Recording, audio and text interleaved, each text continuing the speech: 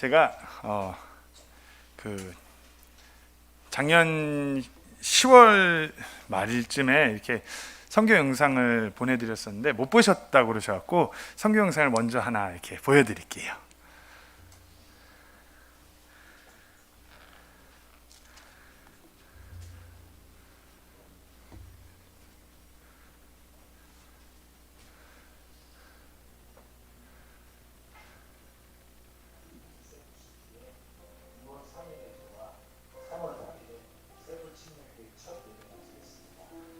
그리고 렌트를 하던 예배 장소가 코로나 바이러스 상황으로 사용할 수 없게 되면서 두 번째 예배를 마지막으로 지금까지 한 성도분의 개인 집에 모여서 예배 모임과 제자훈련과 성경 공부를 이어가고 있습니다.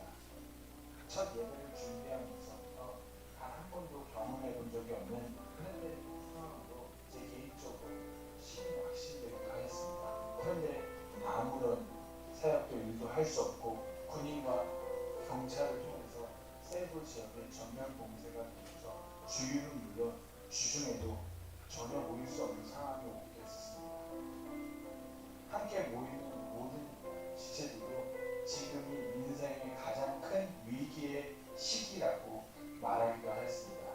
하지만 이들이 예수 그리스도를 인격적으로 만나 구원받고 함께 제자훈련과 성경 공부를 시작하고 진정 예수 그리스도의 몸된 교회로서 함께 모이고 그와 같은 교회를 세워나가는 것에 감사하고 또한 하나님의 말씀 안에 뿌리 내리고자 열심을 내어 배우고 반응하며 기쁨하면서 함께 자라가고 있습니다. 현재 필리핀은 아시아권에서 가장 확진자가 많은 나라가 되었고 이 코로나 상황은 필리핀 국가적으로도 감당할 수 없는 상황으로 코로나 바이러스 검사도 제대로 할 수 없고 엄격한 봉쇄도 이루어지지 않고 병원에서도 치료받을 수 없고 중증 환자들만 임시적 수용시설을 만들어 격리하려 하지만 이 또한 턱없이 부족한 상황입니다. 20세 미만, 60세 이상의 아동과 노약자는 6개월이 지난 지금도 외출이 금지되었고 필리핀의 모든 학교는 3월부터 지금까지 휴교령이 계속 이어지고 있습니다. 필리핀 국가 전체는 50%가 넘는 실업률을 이뤘고 한국 교민들은 현재 90% 이상 고국으로 돌아갔습니다. 외국인의 관광 산업이 큰 비중을 차지했던 이곳 세부시티는 극심한 경제난에 들어섰습니다. 저희 집 주변이 치안이 그리 좋은 지역이 아니었기에 저희 또한 폭동의 우려가 있어서 아내와 아이들은 6월 27일 전세기가 운항될 때 한국으로 귀국하였습니다. 그리고 아직까지 이곳 필리핀은 외국인 입국이 허락되지 않고 있습니다. 혼자 하루하루를 보내면서 제 자신이 얼마나 연약하고 부족한 사람인지를 계속해서 돌아봅니다. 그럼에도 불구하고 하나님의 말씀에 순수하게 반응하는 교회의 형제들로 인해서 제 개인적으로 더욱더 귀감이 되고 도전이 되고 감사가 넘치고 있습니다. 현재 3명의 형제들이 최근에 구원받고 각각 제자훈련에 함께하고 또한 성경 공부 모임에 함께 모이고 있습니다. 무엇보다 하나님의 말씀 안에서 이 형제들이 건강하게 자라날 수 있도록 계속해서 기도를 부탁드립니다. 현재 전도지 한 장도 함부로 건넬 수 없는 상황입니다. 하지만 이와 같은 때 더욱더 우리 주 예수 그리스도를 증거하고자 합니다. 현재 특별히 기도하고 있는 카지노 도박에 관계되어 있는 분들에게 복음을 나누고자 기도하고 있습니다. 몇 주 전 그 카지노 관련 종사자분께 복음을 전하게 되면서 우연치 않게 알게 된 사실은 이곳 세부 지역에서 코로나 바이러스로 인해서 너무나 어려운 상황임에도 불구하고 이들 가운데 고액의 도박, 카지노가 계속해서 이어지고 있다는 것이었습니다. 이들에게 빛 대신 우리 주 예수 그리스도가 온전히 증거될 수 있도록 계속해서 기도를 부탁드립니다. 코로나 이후에 이곳 상황이 어떻게 전개될지 한치 앞을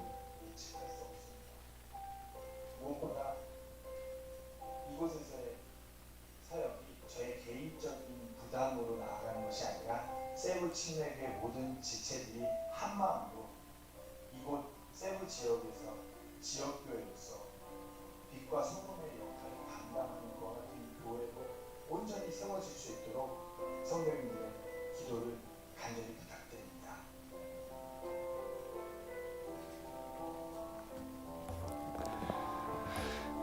예, 영상은 여기까지고요. 제가 필리핀에서 출국하기 이전에 이 영상을 한국에 보내고서 이제 한국에 돌아올 준비를 했었어요.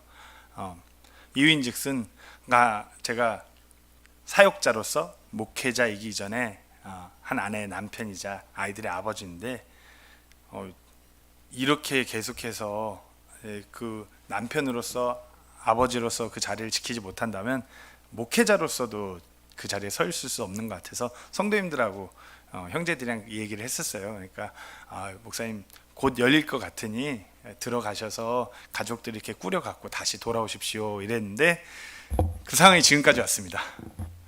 예, 저 11월 12일 비행기로 한국에 들어왔고요. 한국에 들어오고 있었는데 한 2, 3일 전부터 몸살기가 좀 있고 열이 좀 나더라고요. 설마 제가 코로나일 거라고 생각지도 않았죠. 그때 당시 세부시티는 코로나 확진자가 몇 명 없었어요. 그래서 코로나 청정 지역이다. 이제 여기는 코로나가 거의 종식 단계다. 뭐 이렇게들 얘기를 하니까 아무 생각 안 했거든요. 근데 그 며칠 출발 며칠 전에 이제 한국을 돌아갈 예정이니까 더 열심히 다른 지역들을 막 방문하면서 이렇게 구령할 기회가 돼서 복음 전하고 막 이런 기회가 돼서 이게 다른 시, 다른 섬을 막 다녔거든요. 그 교회 형제님 한 분이 그 카지노 쪽에서 일을 하다 보니까 제가 이렇게 어디든 그 체크 포인트나 군인 경찰들이 저를 막을 수 없는 그런 통행증을 하나 만들어 주셔갖고 전혀 그 관계없이 막 다녔거든요. 그러고서 돌아오는 날 비행기를 타러 갔는데 이제 세부에서 한국 들어오는 비행기는 지금 없어가지고 마닐라를 경유해서 오는데 이제 비행기가 많이 지연이 됐어요.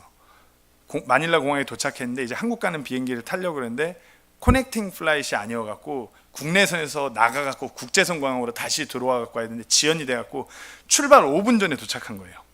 모든 짐을 들고서 국내선 공항을 나갔고 뛰어나갔고 국제선으로 달려가갖고 이렇게 하고 겨우겨우 이렇게 비행기 타러 왔는데 한국 가는 비행기도 지연돼갖고 다행히 탈 수 있었는데 그때 무리를 하니까 그때부터 몸에 열이 막 올라가는 게 느껴지는 거예요. 이게 느낌이 이상한데 싸한데 그래갖고 이제 비행기를 탈 때마다 열 체크를 하는데 이제 그렇게 되고 나서 땀을 한번 흘리고 나니까 열이 막 올라가는 거예요. 그런데 이제 한국 가는 비행기 타려고 했는데 직원이 온도 체크를 하잖아요. 근데 띡 쟀는데 38.7 다시 또 재는 거예요. 38.8 그래갖고 이번엔 제가 여기를 딱 거기서 딱 이렇게 했죠. 그러니까 36.3 이렇게 탔어요. 그래갖고 한국에 도착하는데 비행기 안에서는 비행기가 국적기임에도 불구하고 16명 타갖고 4줄에 1명 앉았거든요. 엄청 띄엄띄엄 앉아갖고 추워갖고 벌벌 떨면서 도착을 했는데 이미 제가 도착했을 때는 이미 느낌이 이게 좀 뭔가 이상하다는 걸 알았어요. 몸이 열이 너무 올라가는 게 느껴지는 거예요. 그러니까 이미 이제 도착해서 벌써 이 센서 그거에 열이 고열로 분류돼 갖고 이제 검역소로 가서 열 체크를 하니까 39.7 조금 있다가 그 밤에 재니까 40도를 넘어가더라고요. 그러면서 뉴스에 이제 다음날 뉴스에 필리핀 입국자 코로나 2명 중에 그 한 명이 저라고 아내가 메시지를 보내더라고요. 그런 코로나를 겪으면서 많이 아팠어요. 왜 안 아프겠어요? 뭐 증상은 다 있었어요.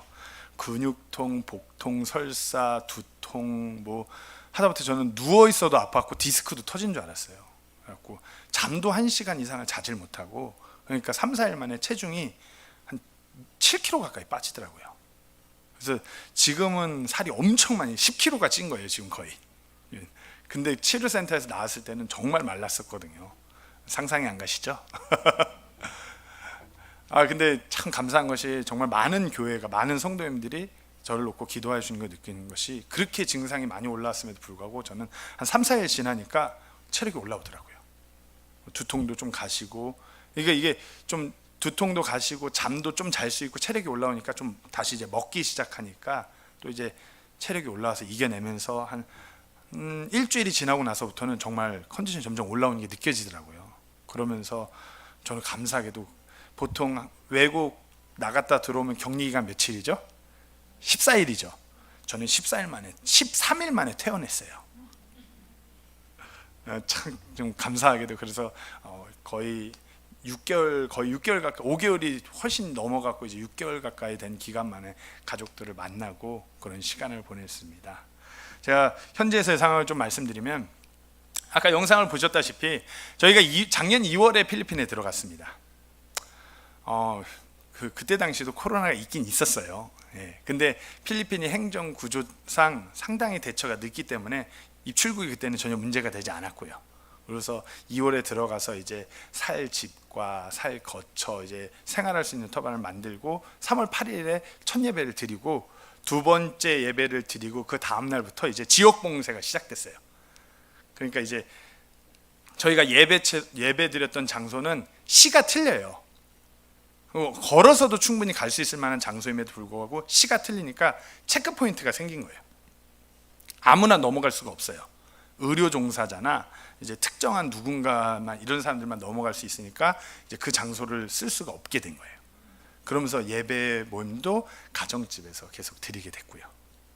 그래서 이게 참 두 번 예배 드리고 그 사진에 나오는 장소는 그 이후로 한 번도 못 가봤습니다. 그렇게, 그럼에도 불구하고 감사한 것은 그 코로나 상황이 되면서 이제 나갈 수가 없잖아요. 그러면서 우리가 그 교회가, 성도들이 모일 수 있는 기회가 되면은, 한국하고의 상황은 조금 반대였던 게, 저희는 행정명령이 교통수단이 이용할 수 있고 이렇게 가능하다 그러면 무조건 모였어요. 네. 아니면 이렇게 맵 찍었는데 이렇게 지도상으로 돌아가니까 체크 포인트를 피해서 골목길로 갈 수 있대더라. 이러면 모여서 교제하고, 이런 와중에 아까 사진에, 그 영상에 나왔던 형제들이 예수님 인격적으로 만나고 구원받고 이렇게 침례에 순종하고 또 함께 계속해서 성경 공부도 이어가고, 지금도 매주 수요일 날 되면은 개별로 제자 훈련과 금요일 날 전체 성경 공부를 이어가고 있고요. 그리고 보셔서 아시겠지만 제가 삭발했었어요. 맨날 집에만 있는데 머리는 이렇게 자라고 잘 보여야 될 아내는 떠났고 집에만 있으니까 누가 보겠냐, 머리 그냥 한국에서 바리깡을 보내줘갖고 이제 바리깡을 이렇게 쫙 하고 성경 공부 모임을 하는데, 제가 불현듯 그런 생각이 들더라고요. 형제들이랑 같이 성경 공부하고 이거 보는데, 이거 누가 보면은 교회가 아니라 조직으로 보겠네. 보셔서 아시겠지만 다 형제들이에요. 예. 그럼에도 불구하고 말씀에 순수하게 반응하고 있고요. 지금 세부의 상황은 어제 확진자 수가 9,575명이었던 것 같아요. 예. 한 달 전만 해도 1,000명대였어요. 예. 1,000명대인데 필리핀 변이 바이러스가 시작이 되면서 갑자기 어마어마하게 확진자 수가 올라가더라고요. 근데 여기서 이게 9,000명이니까 휘 하시는데, 필리핀은 코로나 검사를 받는데 서민들의 한 달치 봉급 이상을 내야 돼요. 그럼 과연 얼마나 검사를 받을까요? 그래서 그만큼 이 확진자 수에 비례해서 몇 배나 더 확진자가 많다는 얘기예요. 변이 바이러스가 나왔으니까요. 그래서 지금 제가 이제 4월 26일 날 출국을 계획하고 있는데, 이제 이 변이 바이러스 때문에 확진자가 막 쭉쭉쭉 올라가면서 현재 지금 필리핀은 외국인 입국을 금지한 상태예요. 4월 22일까지 지금 금지해 놓은 상태인데, 이것이 연장이 되면 제가 돌아갈 수가 없고요. 이게 22일에서 끝나갖고 입국을 다시 허가한다고 하면은, 또 아무나 갈 수 있는 게 아니라 저 같은 선교 비자 소지자만 갈 수 있습니다. 저희 가족들도 아직 선교 비자가 없어서 저만 또 혼자 가는 상황이고요. 예, 그런 상황입니다. 지금 현재의 상황은, 또 교민은 90% 이상이 이미 고국으로 돌아갔고요. 이미 남아 계신 분들은 한국에 연고가 없는 분들이나, 아니면은 좀 어두운 계열, 좀 불법적인 일이나 좀 그런 일에 종사하시는 분들, 아니면은 자기가 이렇게 포기 못할 짊어지고 있는 것이 많으신 분들, 그런 분들 극소수만이 남은 상황이고요. 그러다 보니까 제가 이전에 여기 그 부산 제일성서침례교회에 와서 말씀드렸다시피 저의 부담은 이렇게 좀 잘 살고 그럴싸해 보이는 분들에게 어떤 성경 교리적으로 막 이렇게 바른 이것이 아니라 진짜 예수님을 만나야 되는 분들에게 제가 부담이 있다 보니까 이렇게 봉쇄 조치가 되면서 자연스럽게 그런 분들을 많이 만나게 되는 것이에요. 저희 교회 형제님 중 한 분이 운동하셨던 용인대 체대 출신 이렇게 복싱 그 코치하시고 뭐 유도하시고 이랬던 분이 형제님이 이제 지금은 정말 구원받고 말씀에 잘 순종하면서 제가 무슨 말만 하면 예 목사님 제가 그렇게 하겠습니다 이러는데 성격도 좋고 그렇게 하시다 보니까 형님 하면서 동생들이 참 많더라고요. 또 이분이 고향 선배가 한다고 해서 투자를 조금 하셨는데 거기가 이제 카지노 없어. 그러니까 필리핀은 카지노가 합법이거든요. 그런데 투자를 해놓으시다 보니까 아는 동생들이 많다 보니까 그분 통해서 자연스럽게 좀 그런 분들을 만나게 되더라고요. 또 지금 가면은 형제님이 목사님 만나갖고 빨리 구원받아야 될 몇 명이 있다 그래서 또 자연스럽게 세부침례교회가 그런 분들한테 많이 다가가려고 하고 있고요. 예. 교회가 그렇습니다. 그래서 저희 교회를 이렇게 보시면은 교회보다는 살짝 조직의 느낌으로 바라보신 분들이 많습니다. 한 번은 성경 공부 끝나고 그 카페를 한번 갔어요. 집 앞에 이제 어디 멀리 갈 수가 없으니까 집 앞에 있는 저 빼고는 다 그 부촌 잘 사는 빌리지 안에 살기 때문에 거기는 딴 세상이에요. 코로나임에도 불구하고 거기서는 부자들은 전혀 관련 없이 살아가기 때문에 그런 커피숍에 가서 이제 교회 형제들과 이렇게 커피를 먹고 있는데 때마침 그 세부의 한인교회 성도들이 이렇게 들어오시더라고요. 거기는 다 자매님들, 다 여자들하고 목사님 한 명하고 이렇게 쭈르륵 들어오는데 저희는 다 형제. 머리는 삭발. 근데 우리 교회 형제 한 명은 아까 그림에서 나왔듯이 그림이 이렇게 좀 있어요.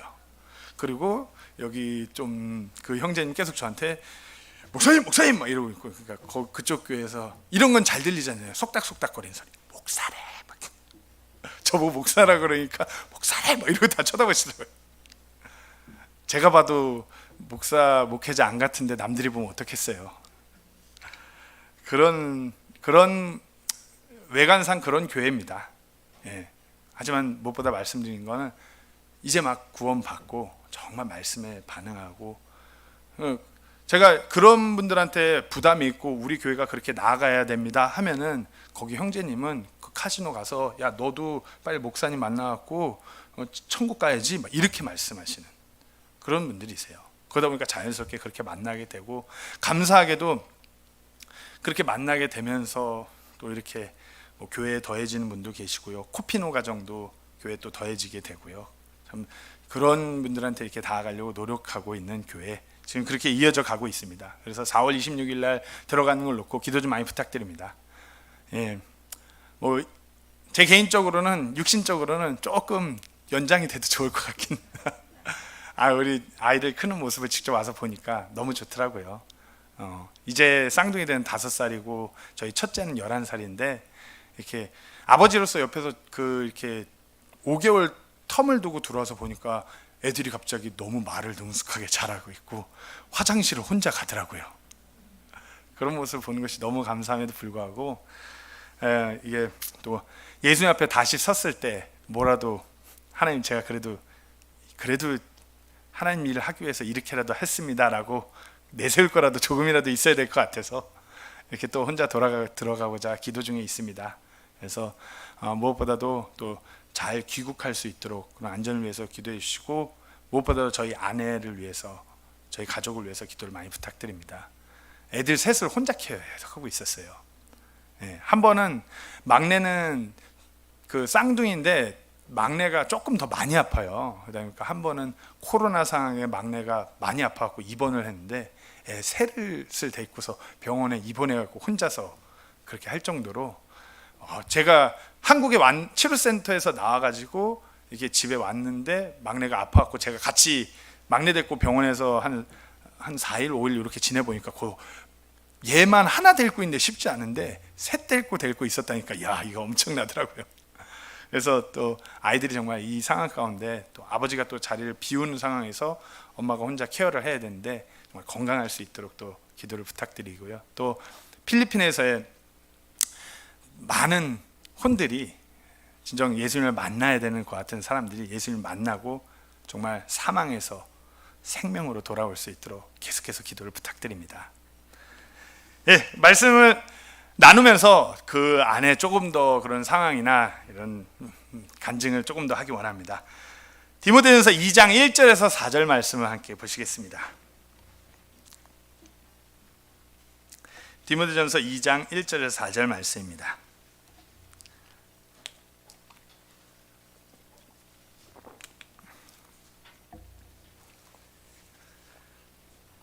디모데전서 2장 1절에서 4절 말씀을 제가 대표해서 하나님의 말씀을 받들어 읽도록 하겠습니다.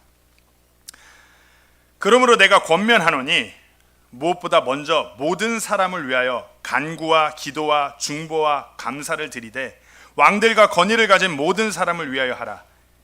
이것은 우리가 전적으로 하나님을 따르며 정직한 가운데 조용하고 평화로운 삶을 살고자 함이라. 이것은 하나님 곧 우리 구원자의 눈앞에서 선하고 받으실 만한 것이니라. 그분은 모든 사람이 구원을 받고 진리를 아는 데 이르기를 원하시느니라. 잠시 기도하시겠습니다. 하나님 아버지 고맙고 감사합니다. 또 이렇게 오후에 저희가 부족한 사람이 필리핀에 나가서 그간의 생활을 나누고 이렇게 말씀을 나누고자 합니다.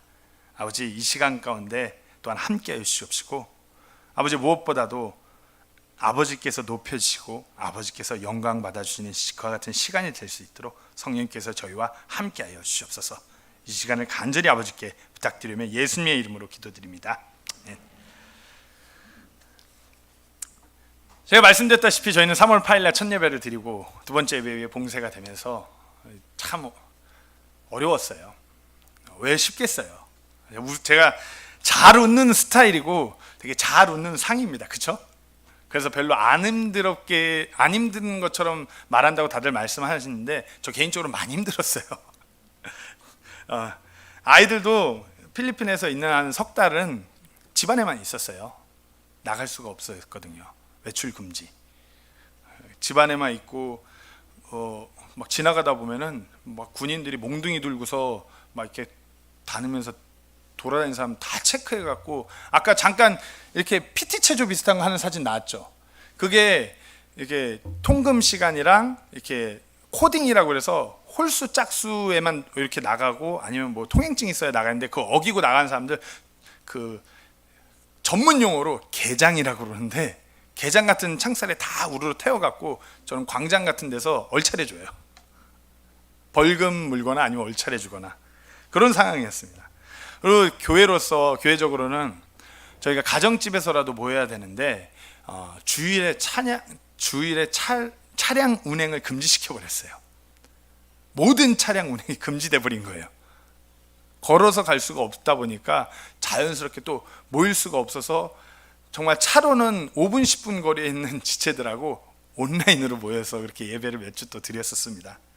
그러다가 풀리면 모이고 또 걸면 온라인으로 모이고 그러다 제가 한국 가서 이렇게 온라인으로 줌으로 하고 있다가 제가 교회 방문한다 보면 이렇게 유튜브 실시간으로 또 모이고 그런 상황이 계속 이어졌습니다.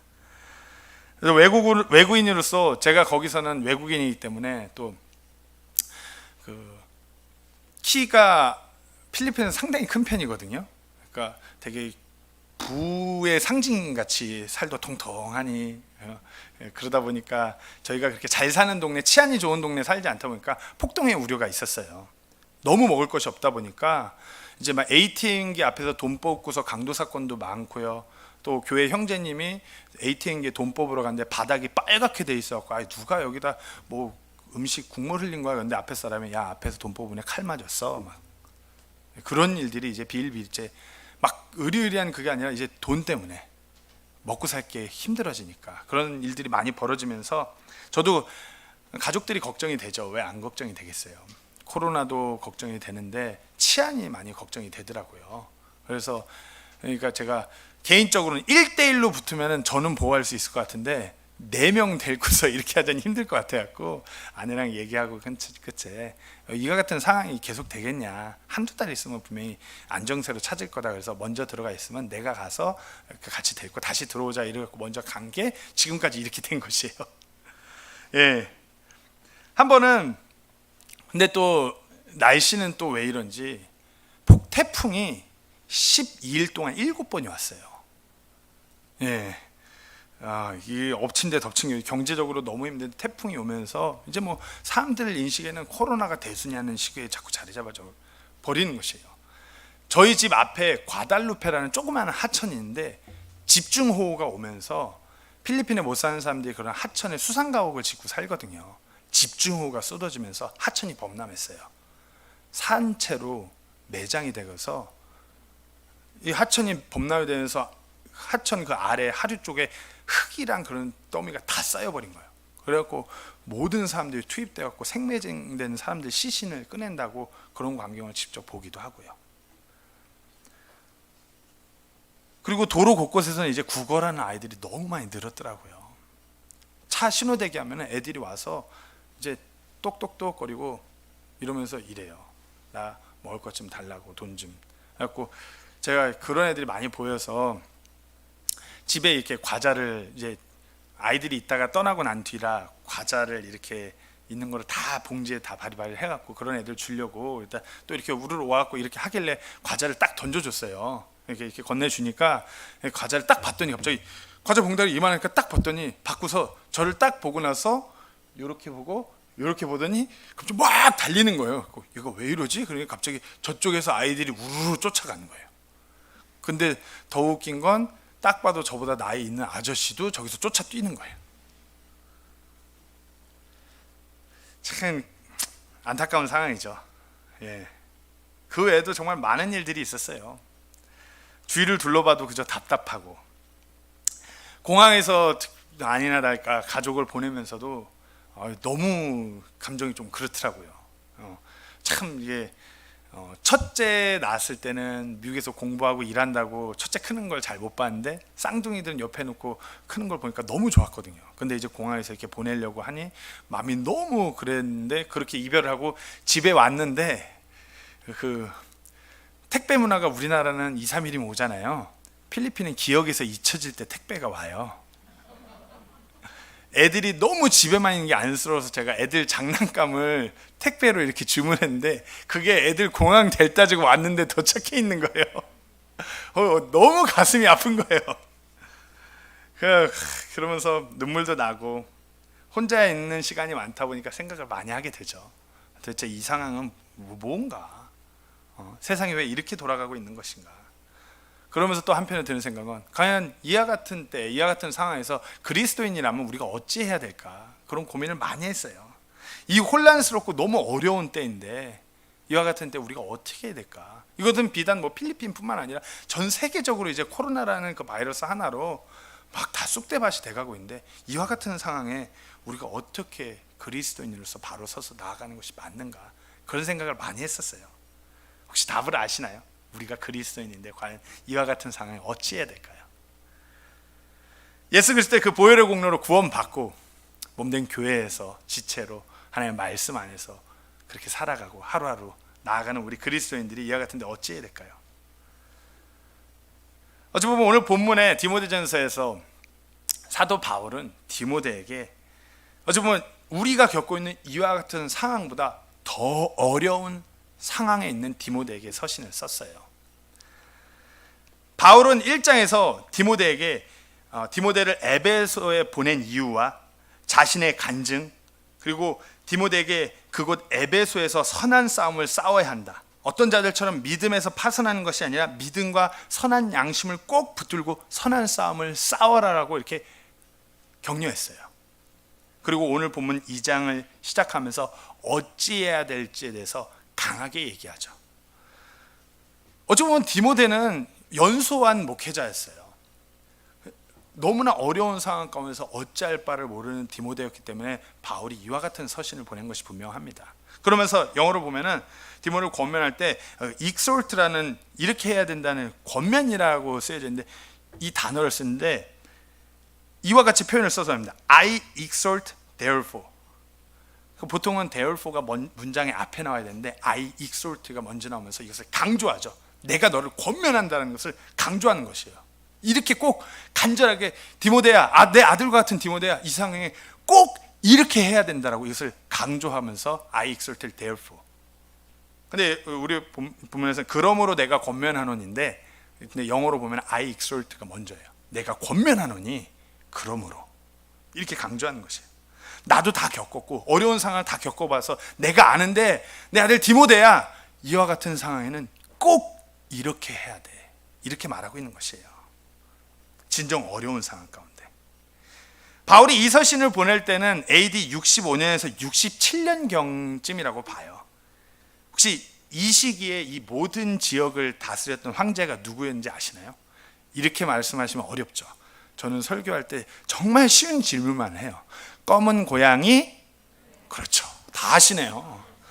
네로 황제였어요. 이 질문은 우리 교회 형제들도 다 아시더라고요. AD 65, 67년경에 이때 황제는 네로 황제였어요. 네로 황제는 우리가 잘 알다시피 아주 잔인한 왕이었어요. 네로 황제는 어린 나이에 황제가 되었죠. 16세의 나이에 이 대로마 제국의 황제로 즉위했어요. 어머니는 아그리피나의 계략으로 황제에 오른 인물이었어요. 이 어머니 아그리피나가 네로 황제를 데리고 그 삼촌인 황제 클라우디우스에게 시집을 가서 그를 암살하고 네로를 황제로 올린 것이에요. 그러면서 이제 엄마가 어린 아들을 황제로 올렸으니까 계속해서 자기 뜻대로 이 네로를 마음대로 이렇게 주물럭주물럭하면서 이 로마 제국을 이끌고 나가자고 했죠.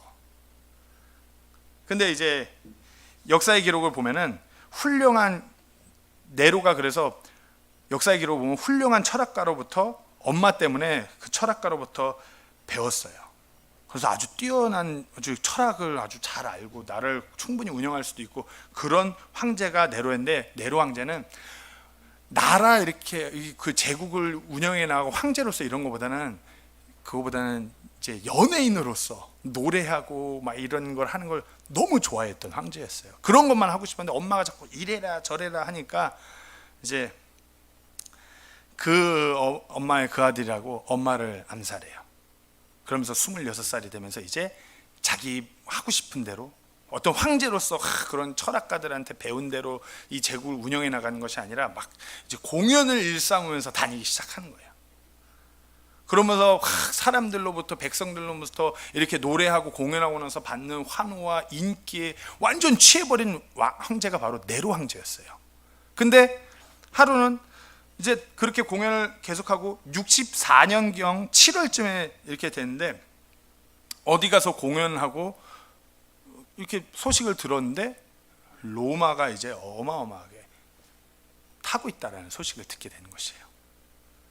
그리고 네로가 속히 로마에 들어와서 진뒤지휘해서 그 화제를 빨리 잡았어요. 며칠 내로. 근데 결과는 좋지 않았죠. 우리가 잘 알고 있는 그 로마의 대화재 사건이에요. 한번 생각해 보세요. 갑자기 자다가 불이 나요. 그래서 백성들이 막 불길을 피해서 뛰어나왔고 불타고 있는 자기 집들을 바라보는데, 자기 이렇게 주변을 돌아보니까 내 아내가 없어요. 내 옆을 보니까 내 부모님이 없어요. 내 옆을 보니까 우리 아이들이 없어요. 타고 있는 거예요. 그럼 백성들의 마음이 어떻겠어요? 막 누군가를 원망하고 싶겠죠. 지금 코로나 상황으로 교민들도 몇 명 안 남은 교민들도 누가 하나만 이렇게 흠잡을 사람만 걸리면은 막 뭐라 하면서 비판하고 막 깎아내리고 육두문자가 다 나오고 그렇잖아요. 하물며 그때 어땠을까요? 그러면서 그때 다른 지역에 가서 공연을 일삼고 박수와 갈채를 받던 네로 황제를 원망하기 시작하는 거예요, 백성들이. 그럼 머리가 잘 돌아가는 이 네로 황제가 어떻게 했을까요? 이것을 자신은 정말 인기와 이런 것을 너무 좋아했는데 이것이 비난과 원망으로 바뀌어가는 걸 견딜 수가 없으니까 이 화제를 누군가에게 뒤집어 씌우기를 원했어요. 근데 로마에는 우리가 잘 알다시피 꽤 많은 유대인들이 거주했었고 상대적으로는 그리스도인들이 적었어요. 그리고 그리스도인들에 대해서 흉흉한 소문들이 많이 돌 때였어요. 유대인들은 또 성전에서 어마어마한 그런 어떤 세금을 로마 제국에게 바쳤던 유대인들이었어요. 그러니까 이제 그리스도인이 딱 봐도 이 힘도 없고 흉흉한 소문이 로마에서 이 그리스도인한테 돌고 있고, 그 흉흉한 소문은 이거예요. 이제 우리가 주의 만찬 행할 때 얘네가 피를 먹는다, 인육을 뭐 이렇게 한다, 이런 소문이 도는 것이에요. 그러니까 이제 이 사람들한테 뒤집어 씌우고 이 화제의 그 화살표를 그리스도인들한테 향하게 한 거예요. 이때 로마의 역사가 타키투스의 기록에 의하면 이 화재로 인해서 네로 황제가 이렇게 죽인 그리스도인의 숫자는 200명에서 300명이라고 그래요. 그 정도밖에 순교를 하지 않았어요. 근데 얼마나 그 방법이 잔인했는지 우리가 딱 기독교인의 박해 그러면은 네로 황제와 도미티안 황제를 떠올리는 거죠. 도미티안 황제 때가 박해는 더 어마어마했어요. 하지만 너무나 그 방법이 잔인했고 했기 때문에 네로 황제를 그렇게 다들 기억하는 것이에요. 너무나 선정적이고 잔인하고 죽였었기 때문에 이건 로마 전역으로 다 퍼져나간 거죠. 때로는 동물의 가죽을 씌워놓고 며칠 동안 굶긴 맹수를 풀어서 찢어 먹히게끔 하고요.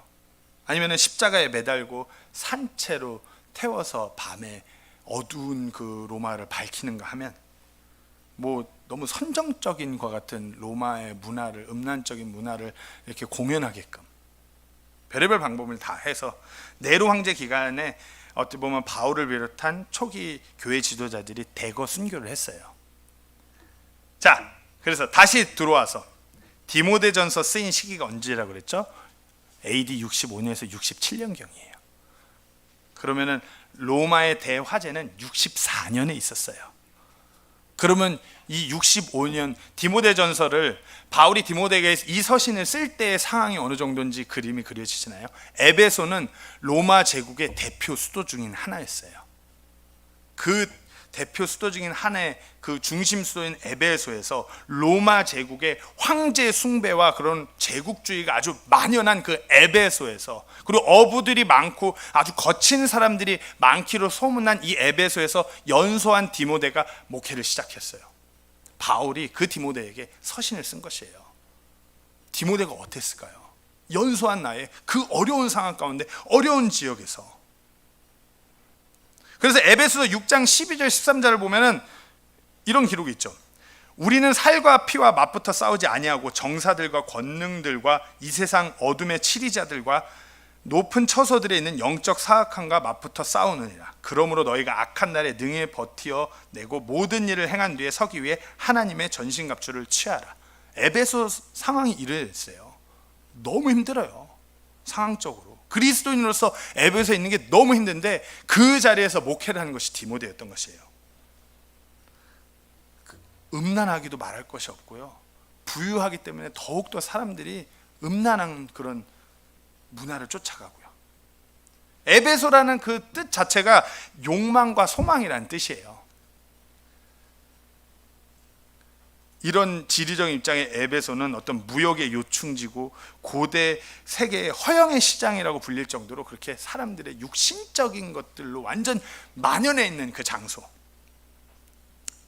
그리고 에베소에서는 달의 여신인 다이애나 신전이 있는 곳이기도 하죠. 우상 장사와 부적 장사도 아주 만행이 되고요. 신전 안에는 수천 명의 여사제들이 있어서 아주 음란한 그런 우상 숭배 행위가 일삼아지는 곳이 에베소. 이제 그러고 나서 이 로마 대화재 이후에 그리스도인들을 향한 이 엄청난 박해의 그 화살표가 그리스도인들을 향하게 되고, 또 이 에베소도 마찬가지였던 것이죠. 그런 상황 가운데 이제 디모데가 이곳에서 목회를 하는 것이에요. 안으로나 밖으로나 너무나 힘겨운 상황이에요.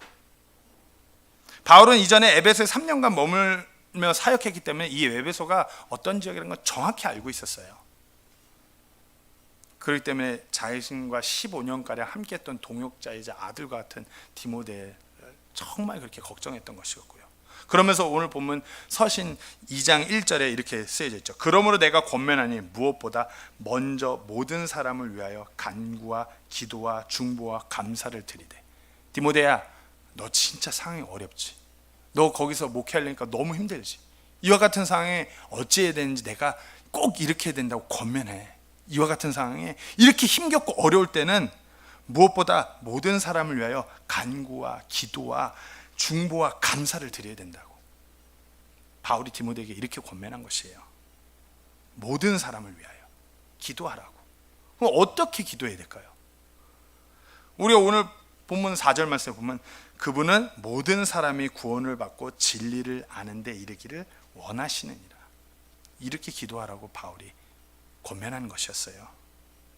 모든 사람을 위해서. 안으로 밖으로 디모데는 감당할 수 없는 힘겨운 상황임이 분명한데 모든 사람으로 위해서 기도해야 된다. 어떻게? 모든 사람을 하나님께서는 근데 모든 사람이 구원받고 진리를 아는 데 이르기를 원하신다라고 얘기하는 것이에요. 이것을 위해 기도하라고 말하는 것이에요. 이것은 교회가 어찌 보면 그리스도인들이 최우선적으로 해야 할 일이라고 바울이 권면하는 것과도 같아요. 교회의 주된 목적이 무엇일까요? 교회가 이 지역사회 내 지역교회로 그렇게 곳곳에 세워진 이유가 뭘까요? 그 목적이 뭘까요? 잃어버린 자들을 찾아와야 되는 그 목적이 있는 것이에요. 빛과 소금의 역할을 하라고 어두운 그 지역에 빛으로 빛의 역할을 하라고 그 지역교회를 그곳에 하나님께서 세워주신 것이잖아요. 모든 사람을 위해서. 근데 특별히 이렇게 모든 사람을 위해서 기도하는데 무엇보다 더 특별히 어떻게 해요? 왕들과 권위를 가진 모든 사람을 위하여 그리하라. 어찌 보면 자신들을 더욱더 힘겹게 하고 아프게 하고 짓밟고 죽이고 그리고 정말 이 육신적으로 음란하고 이와 같은 사람들, 그 사람들이 구원받고 진리에 이르도록 더욱더 기도하라고 권면하는 것이에요. 디모데야, 너를 힘겹게 하는 그 사람들, 안쪽으로나 외적으로나 너를 힘겹게 하는 그 사람들이 진짜 예수님 만나도록 구원받도록 기도해야 된다. 이 모든 사람은 어찌 보면 교회를 박해하는 무리도 포함이요, 교회 안에서 잘못된 교리로 교회를 흔드는 사람도 포함이고요. 모든 사람이라면 높은 사람, 낮은 사람, 강한 사람, 약한 사람, 가진 사람, 없는 사람, 똑똑한 사람, 무지한 사람, 나와 가까운 사람, 아니면 거리가 먼 사람, 나에게 정말 악하게 행하는 사람, 아니면 나한테 정말 선하게 행하는 사람, 이 모든 사람, 아무리 권력을 가지고 있다고 해도, 아무리 똑똑하고 있다고 해도, 아무리 악하게 행동하고 막 그렇게 한다고 해도 그 사람을 위해서 기도하라 이거예요.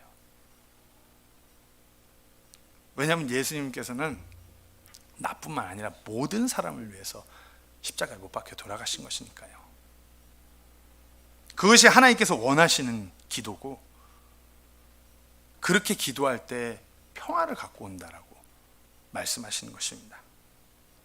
제가 한번 묻고 넘어가기 원하겠습니다. 묻고 넘어갈게요. 지금 전 세계가 어렵죠.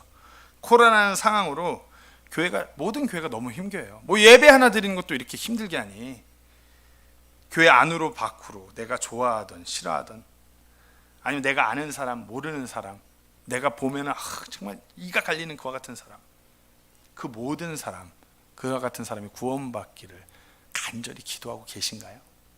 아니면 그렇게 기도했던 때는 또 언제였나요? 무엇보다 먼저 이와 같은 기도를 하나님께 간절히 드리고 계신가요? 제 스스로에게도 거듭해서 물었어요. 내가 얼마나 이같이 이 부분에 있어서 간절히 기도하고 있는가?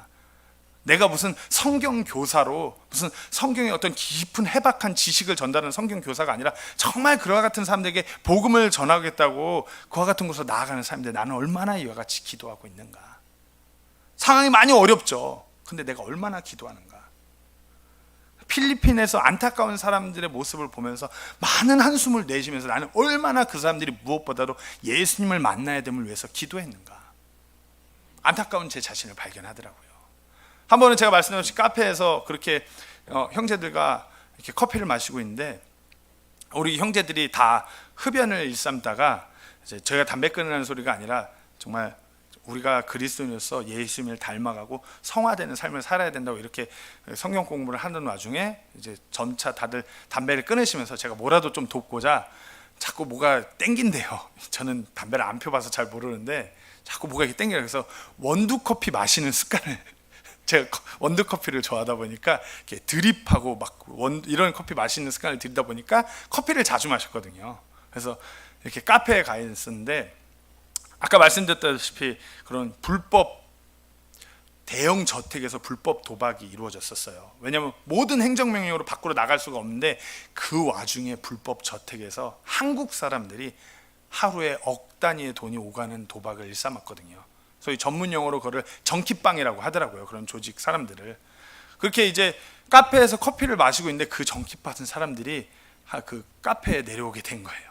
근데 교회 형제님 한 분이 그런 사람들한테 형님 소리를 듣더라고요.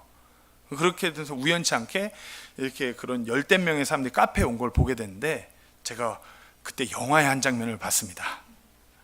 뭐 용과 잉어들이 아주 이런 코로나 상황으로 경제적인 여력이 안 되는지 아래쪽은 밑바탕만 그리셨더라고요. 정말 그 도박 같은 사람들, 물론 막 그렇게 의리의리하고 무섭게 생기고 막 그림 그리는 사람도 있는데 한편으로는 전혀 그렇게 안 보이는 사람들도 그 도박에 빠져 그렇게 사는 사람들이 보이더라고요. 근데 보면은 이게 문제가 아니라 사람 얼굴이 틀려요. 도박에 빠진 사람들은 뭐 이런 막 흉악범 이거랑 완전 틀려요. 그리고 뭐 그러잖아요. 도박은 손목을 자라도 못 끊는다고. 그와 같은 상황에서 하루에 억 단위의 돈이 오가는 도박을 해요. 막 들리니까 48시간 동안 앉아서 한 게임을 끌고 나가 뭐 56시간 뭐 이렇게 간다고 하더라고요. 어떻게 하는지.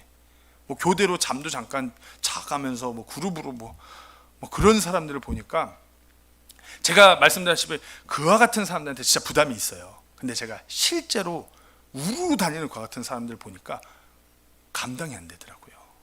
내가 그와 같은 사람들한테 복음을 전하고 그와 같은 사람들이 구원받도록 그렇게 기도를 해야 되는 사람이 난데 저조차도 그와 같은 사람을 직접 보니까 별별 생각이 다 드는 거예요. 저런 사람들이 내가 복음을 전하려고 하는데 갑자기 댐비면 어떡하지? 뭐 별별 생각, 진짜 유치한 생각까지 하는 거예요. 참 그런 제 자신을 보니까 참 그런 사람들 보면 제가 즉각적으로 하나님 앞에 더욱더 기도하는 것이 아니라 그런 육신적인 모습을 발견해요. 참 근데 오늘 본문을 보면 그럴 때 어떻게 하라고 정확하게 나와 있는 것 같아요. 그러므로 내가 권면하노니 무엇보다 먼저 모든 사람을 위하여 간구와 기도와 중보와 감사를 드리되. 근데 막 이렇게 안 되잖아요. 근데 오늘 본문을 영어로 보시면은 First of all, supplications, prayers, intercessions, and giving of thanks. 공통점이 뭔 것 같으세요? 뒤에 다 S가 붙어요. 복수예요. 한번 그와 같은 사람들을 위해서 기도하는 것이 아니라 계속해서 계속 그와 같은 기도들을 해야 된다라는 거 바울은 그렇게 권면하는 것이에요.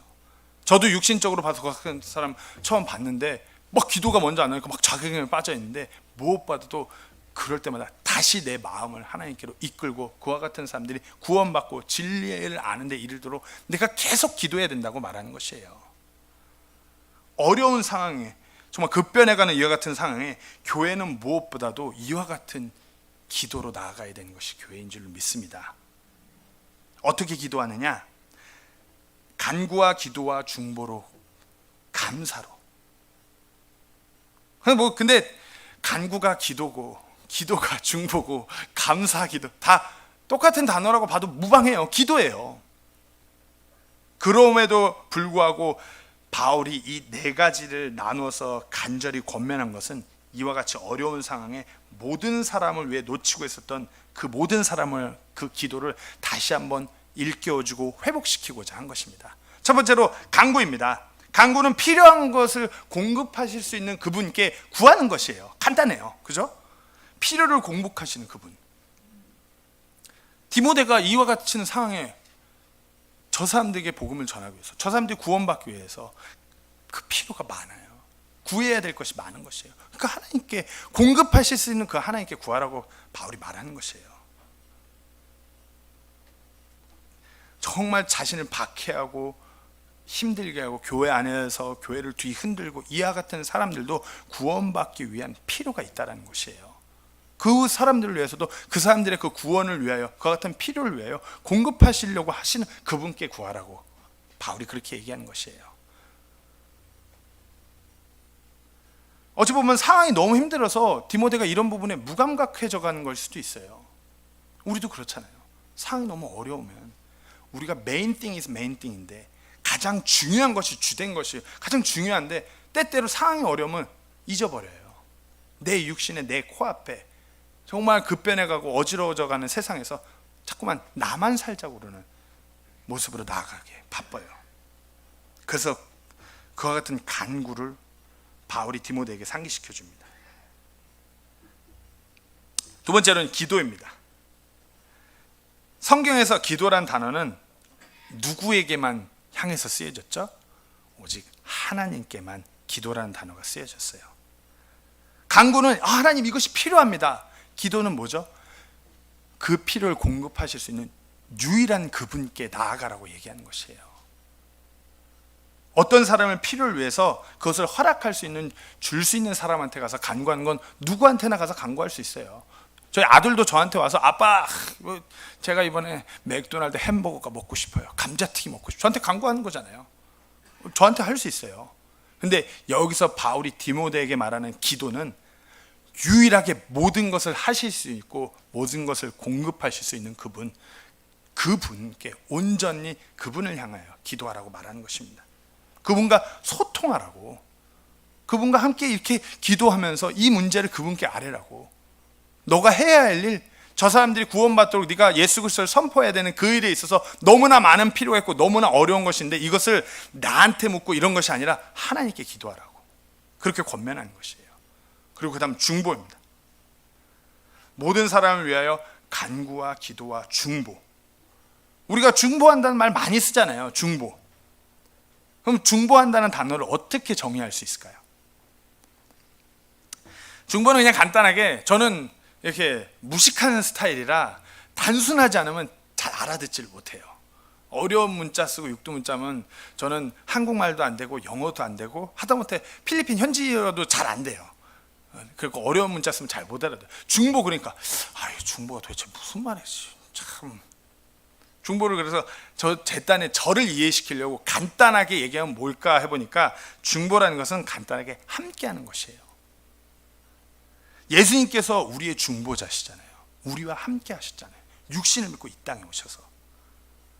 디모데전서 2장 5절에 보면 한 하나님이 계시고 하나님과 사람들 사이에 한 중재가 계시니 곧 사람이신 그리스도 예수님이시라. 예수님께서 우리의 중보자로, 중재자로 우리와 함께 하실 뿐만 아니라 어찌 보면 성령님께서도 우리의 중보자세요. 로마서 8장 26절 27절 말씀입니다. 이와 같이 성령께서도 우리의 연약함을 도우시나니 우리가 마땅히 기도할 바를 알지 못하나 성령께서 말로 할 수 없는 신음으로 친히 우리를 위해 중보하시느니라. 마음을 살피시는 분께서 성령의 생각이 무엇인지 아시나니 이는 그분께서 하나님의 뜻대로 성도들을 위해 중보하시기 때문이라. 성령님께서도 우리의 중보자세요. 근데 성령님께서 어떻게 중보하신다고요? 우리가 알지 못하는 것까지도 하나님께 중보하시는 분이에요. 우리는 많이 알고 잘하고 있다고 착각할 때가 너무나 많아요. 그죠? 근데 성령님께서는 우리가 감히 헤아리지 못하는 것과 같은 모든 것들까지도 하나님께 우리를 중보하고 계시는 성령님이시라는 것이에요. 그렇게 우리와 함께 하시는 분이세요. 즉 중보란 함께 하는 것이에요. 예수님께서 죄인들에게 오셔서 그들과 함께 하셨던 것 같이 성령님께서 우리가 이렇게 알지 못하는 것까지 하나님께 중보하듯이 그렇게 중보해야 되는 것이에요. 다가가서 그들을 위하여, 그들이 알지 못할지라도 모든 사람을 위해 우리가 중보한다는 것은 정말 다가가기 힘든 사람일지라도 우리가 먼저 다가가서 그 사람들이 정말 내가 이런 걸 알든 모르든 상관없이 내가 그 사람이 구원받도록 그 사람들의 아픔과 고통 가운데서 함께 그 사람을 위해서 기도해야 되는 것이에요. 이것이 중보예요. 얼마나 이와 같이 중보하고 계신가요? 세상이 급변하면서 우리 그리스도인들 눈에 정말 이건 아니지 싶은 사람들 많아요. 얼마나 많아요 요즘에.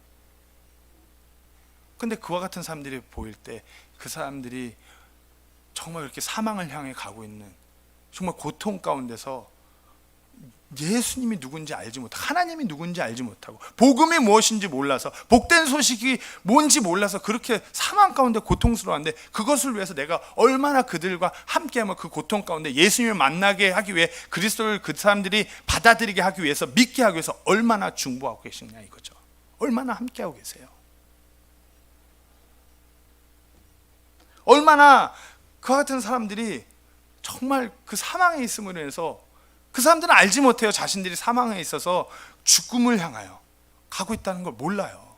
그와 같은 사람들 보면 얼마나 아파하고 신음하면서 그 사람들이 구원받도록 하나님께 중보하고 계신가요?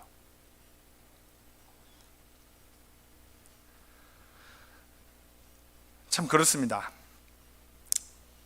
뭐 저가 잘나서 그런 말씀 드리는 것이 아니에요. 저도 그렇지 못하기 때문에 그런 말씀을 드리는 것이에요. 저도 때때로 감당이 안 될 때가 많아요. 하지만 세상이 급변하고 세상이 갈수록 이렇게 될수록 교회는 더욱더 그리해야 되는 것이에요. 세상이 급변한다고 해서 교회만 더 바른 모습, 주일날에 옷 정장 딱 빼입고 성경책 한 손에 딱 들고 이렇게 가는 것이 정말 하나님 눈에 보시기에 합당한 교회, 정말 이와 같은 상황에, 이와 같이 힘든 상황에 그렇게 나아가는 교회, 그와 같은 그리스도인, 하나님이 그와 같은 것을 기뻐하시는가요? 아니잖아요. 다음입니다. 감사입니다. 감사. 바울이 모든 사람을 향한 기도로 마지막에 감사를 언급했어요. 감사. 한번 생각해 보세요. 우리가 감사한다고는 하죠. 감사하면 아우 감사하죠. 그러면 감사하지 못할 상황에 얼마나 감사한지 한번 돌이켜 보세요. 우리가 안타까운 현실, 우리가 감사할 때는 우리가 원하는 것을 원하는 때에 내가 원하는 방법대로 하나님께서 이루어 주실 때는 감사가 넘쳐요. 근데 거꾸로 내가 원하는 것, 원하지 않는 것을 내가 원하지 않는 때에 내가 원하지 않는 방법으로 하나님께서 일들을 이끌어 나가시면은 난리가 나죠. 안 그러신가요? 감사하지 않아요. 디모데의 상황이 어찌 보면 그래요. 연소한 나이에 이 힘든 지역에서 사역을 이끌고 나가려고 하는데 너무나 힘들어요. 뭐 원망도 되겠죠. 왜 내가 이런 데서 육신 읽고 있는데. 디모데가 예수님은 아니잖아요. 육신 읽고 연소한 나이에 막 진짜 열정을 갖고 믿음으로 나가려고 하는데 그런 마음이 왜 안 들겠어요? 바울은 디모데에게 감사하라고 마지막에 얘기하는 것이에요. 아마 디모데는 해머로 빵 맞은 듯이 할 거예요. 이와 같은 상황이 맞아. 그럼에도 불구하고 내가 감사해야 되는데 감당할 수 없는 그 대상마저 사랑하시고 구원하고자 하시는 분이 내가 증거하고자 하는 그분인데 맞아. 내가 감사해야 되는데 이분이 나를 사랑하셔서 나를 구원하셨고 나를 이 부족한 사람을 하나님의 그 일을 위해서 이곳 에베소에 세우셨는데 감사해야 되는데 맞아. 우리는 어떤가요? 이 마지막 때 정말 세상이 급변해 가요. 그렇잖아요. 비진리가 진리로 바뀌어가는 세상이에요. 히틀러가 그런 말을 했다죠. 야 거짓말도 100번만 하지 진리로 바뀐다라고. 세상이 그러하잖아요. 온갖 잘못된 거짓된 것들이 진리로 막 하나님께서 이 세상을 창조하셨다는 것이 당연한 진리인데 이것이 거짓으로 바뀌고 뭐 전혀 내세울 만한 증거가 하나도 없는데 진화론이 진리로 자리 잡고 한 남자와 한 여자가 결혼해서 하나님 안에서 하나로 연합되는 것이 성경이 말씀하시는 부부로서의 하나의 진리인데 이제 그것이 어리석은 세상으로 아무렇지도 않게 결혼했다. 아무렇지도 않게 남자랑 한 여자가 아니라 남자랑 여자랑 이거 더 나가서 요즘에 한 사람이랑 동물이랑 한 사람이랑 기계랑 이런 세상에 이르렀잖아요. 너무나 어려운 상황이에요. 그럼에도 불구하고 감사할 수 있는 것은 이와 같이 어려운 때에 하나님께서 우리를 사랑하셔서 구원하시고 무엇보다 우리가 빛과 소금의 역할을 하는 그 같은 교회로 우리를 이곳에 세워놓으셨어요. 얼마나 감사해요. 이것만으로 특권을 우리에게 주어주셨잖아요. 우리를 신실한 자로 여기셔서 우리에게 정말 하나님의 일을 감당할 수 있는 그것을 허락하셨잖아요. 저 너무 감사해요. 저같이 부족한 사람도 하나님께서 정말 틈새 시장이라도 이렇게 정말 무언가라도 하나님을 위해 할 수 있는 그 일을 맡겨주셨다는 것이 너무나 감사해요. 어쩌면 바울이 디모데에게 그렇게 권면한 것, 지금 이와 같은 상황에 우리에게 더욱더 필요한 권면이 아닌가 싶습니다. 이와 같은 상황에 우리가 무엇보다도 많은 사람이 구원받고 하나님의 그 진리 안에 이르도록 기도하셔야 되는 것입니다. 이와 같은 기도에 하나님께서 응답하신다고 믿으시나요? 하나님께서 이와 같은 기도에 일하신다고 믿으시나요? 성경 말씀을 보시면 사도행전 7장에서 스데반이 돌로 맞아 죽어갈 때 그 사람들을 원망하는 것이 아니라 하나님께 중보하며 기도 갔어요. 그 앞에 누가 있었죠? 바울이 있었어요. 그리고 사도행전 16장에서 바울과 실레가 채찍질을 당하고 감옥에 갇혀서 하나님께 기도했죠. 그 기도를 통하여서 그 앞에 있던 그 간수와 그 가족들이 구원받는 놀라운 일들이 일어났어요. 사도행전 26장에서 아그리빠 왕 앞에 서서 바울은 거기서도 그 모든 사람들이 구원받길 원하는 마음으로 기도하며 복음을 전했어요.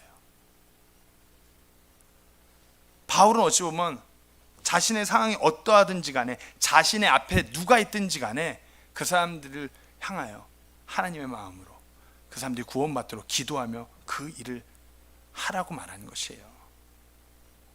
어찌 보면 바울은 그것을 경험했기 때문에 디모데에게 그것을 권면하는 것이기도 하고요. 모든 사람이 구원받도록, 그리고 그와 같을 때 이렇게 그와 같은 삶을 살 때 평화로운 삶을 살게 될 것이다. 제가 뭐 정치적인 이슈로 말씀드리는 거 아니에요. 교회가 지금 우리나라가 너무 우리나라뿐만 아니라 전 세계가 막 정치적으로 막 혼란스럽잖아요. 근데 그와 같은 상황에 교회가 무엇보다도 바울이 권면한 것처럼 이와 같은 상황에 무엇보다도 모든 사람이 구원받고 정말 그 진리 안에 이르도록, 정말 뭐 그냥 매일 기도 시간에 이 나라의 위정자들을 위해서 기도하겠습니다, 이와 같은 기도가 아니라 진짜 그 위정자들이 구원받을 수 있도록 정말 간절하게 하나님 앞에 그렇게 기도했나 이거죠. 그렇게 기도했다라면 지금 상황이 이럴까요? 저는 감히 그렇게 한번 묻고 싶습니다. 나라를 이끌고 나가는 사람들뿐만 아니라 무슨 유명 연예인들이 막 뭐 무슨 이슈가 있습니다. 찌찌찌 쟤는 왜 그래? 이것이 아니라 그와 같은 사람들이 진짜 예수님 만나고 구원받도록 교회들이 그렇게 영향력 있는 사람들 위해서 기도했더라면 지금의 상황보다 뭔가 다른 상황에 이르러 있지 않을까 싶어요. 마지막 때라고 우리가 말하잖아요.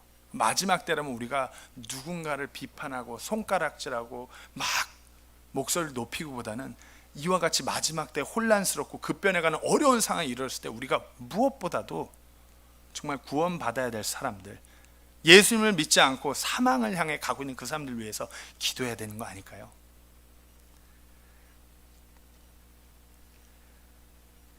다시 한번 말씀드립니다. 우리가 그리스도인들이 어찌해야 될까요? 기도해야 되죠.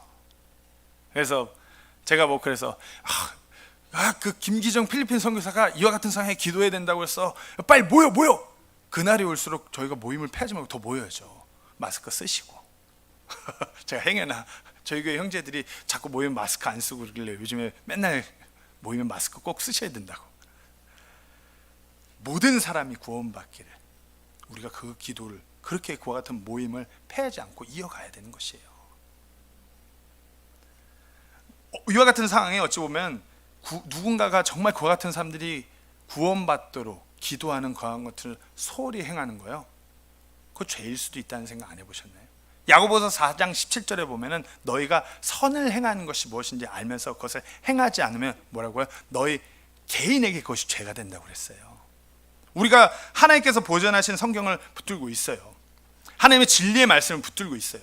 선을 행하는 것이 무엇인지 알아요. 하나님의 말씀을 통해서 마지막 때 그날이 다가올수록 우리가 어떻게 이와 같은 상황을 어떻게 해야 되는지 알아요. 그럼 우리가 어찌해야겠어요? 그것을 하지 않는다면 그것이 우리에게 죄, 내 자신에게 죄가 될 수 있다는 것이에요. 정말 무엇보다도 하나님의 뜻은 세상을 어둡게 만들고 세상을 악하게 만들고 나를 힘들게 하고 나를 괴롭히고 이와 같은 사람들도 구원받기를 원하시는 것이 하나님 아버지의 뜻이고 그분의 마음이라는 걸 우리가 분명히 아셔야 됩니다. 그리고 그 일을 위해서 교회가 순종해야 되는 것이고요. 하나님께서 모든 상황 가운데 일하십니다. 아멘이십니까? 저는 이 모든 상황 가운데 모든 사람을 통해서 분명히 하나님께서 일하신다고 믿어요. 정말 이 코로나 상황이 너무나 힘겹잖아요. 저는 이 상황을 통해서도 하나님이 놀라운 주권 아래 있음을 봅니다. 우리 형제들이랑 그래요. 만약에 제가 이 코로나 상황 터지기 직전에 들어왔었는데 만약에 내가 뭐 한 두세 달 늦게 들어왔다면 어떻게 됐을까? 두세 달 늦게 들어가는 걸로 계획만 했어도 지금 현재 그 형제들은 뭐 그냥 계속 그 삶을 살고요. 저는 필리핀에 가지도 못하고 그냥 이거 어쩌지? 이러면서 가족들하고 한국에서 그냥 잘 있었겠죠. 어려운 상황에 직면했지만 그 가운데서도 코로나라는 상황을 통해서 계속해서 모이게 하고 정말 요즘에 그러잖아요. 기성교회들은 시컬 센시티브 철치라고 뭐 구도자를 위한 교회라고 해서 성경 말씀이 20분을 채 넘어가지 않는데요. 무조건 30분 이하래요. 근데 그 형제들은 이거는 뭐 설교가 원래 이렇게 긴 줄 알아요. 1시간씩 해야 되니. 물론 짧을 때 저도 한 30-40분 이제 그래서 요즘에 40분대로 맞추려고 하는데 처음에는 계속 1시간이었어요. 그와 같은 데서 자라요. 그 어려운 상황 가운데 경제적으로 너무 힘든 상황임에도 불구하고 하나님만 바라보게 하시는 그와 같은 상황이 된 것이에요. 그것이 감사하다라고 고백을 해요. 코로나라는 상황이 어려워진다고 하나님께서 일을 못하시는 것이 아닙니다. 하나님의 일은 하나님께서 하나님의 방법대로 하나님의 때에 일하시는 것이에요. 때문에 우리가 그 일이 우리의 삶 가운데서 이루어지도록 간구해야 되는 것이에요. 한 가지만 더 말씀드리고 말씀을 마치겠습니다. 나비 효과라는 말 들어보셨나요? 나비 효과. 이 나비 효과라는 말의 근원은 브라질의 나비의 날개짓이 대기에 영향을 주어서 시간이 지나 미국에서 토네이도를 발생시킬 수 있다는 것이 나비 효과라고 그렇게 얘기를 한다고 그래요. 즉 다시 말해서 사소한 행위가 발단이 되어서 엄청난 결과를 가져올 수 있다는 그 의미예요. 마치 내가 나무젓가락을 자주 발생함으로 중국의 나무를 많이 베어갖고 황사가 일어날 수 있는 것이고요. 아니면 그래서 뭐 내가 나무젓가락을 많이 사용해서 나무를 많이 베어갖고 누군가는 천식에 걸릴 수도 있는 것이고요. 아니면은 그 황사가 심해서 항공기 사고로까지 이어질 수도 있는 것이고요. 아니면 내가 자주 먹는 햄버거로 인해서 중남미의 열대림이 불타 없어지는. 왜냐하면 햄버거 주 원료가 이제 소를 먹여야 되니까 중남미의 나무들이 그 소를 먹이기 위해서 나무를 밀어버리고 농장을 만든다고 그래요. 그 옥수수 사료나 이런 걸로 소를 먹이려고. 그래서 중남미의 열대림들이 많이 없어졌대요. 햄버거 가게가 많이 생김으로 인해서. 그렇다고 해서 햄버거 드시면 안 된다는 말씀 드린 거 아닙니다. 예. 그 엄청난 환경 파괴가 이루어지기도 하고요. 어찌 보면 우리가 가볍게 여기는 작은 일이 엄청난 효과를 가져올 수 있음이 분명해요. 그리고 하나님께 일하시는 그 한 방법 중 하나가 저는 이와 같은 방법이 아닐까 싶습니다. 어느 작은 한 사람, 그 사람의 기도. 그렇잖아요. 혹시 우리 교회, 혹시 나 한 사람의 기도 그렇게 안 한들 이렇게 대수롭게 여길 수 있잖아요. 뭐 눈에 보이지도 않는데. 그러니까 우리는 눈에 보이지 않으니까 자연스럽게 그와 같은 기도를 대수롭지 않게 여겨요. 소홀히 여겨요. 자주 그냥 제끼죠. 모든 사람이 구원받도록 정말 우리가 당연히 악착같이 하나님 앞에 계속해서 드려야 되는 그 같은 기도인데 너무 소홀히 여기는 거 아닌가요? 한번 생각해 보세요. 내가 정말 하나님 앞에 모든 사람이 이와 같은 상황에서 우리를 너무나 힘겹게 하고 이 세상을 너무나 어지럽게 하고 있는 그와 같은 사람들이 구원받도록 나 한 사람이 정말 하나님 앞에 간절히 간절히 기도한 그 기도에 하나님께서 일하셔갖고 놀라운 일이 일어날 수 있습니다. 그와 같은 어떤 영적인 나비 효과가 정말 우리의 삶에서, 나의 삶에서, 우리 이 교회의 삶에서 그와 같이 풍성히 일어나기를 간절히 소망합니다. 기도하고 마치도록 하겠습니다.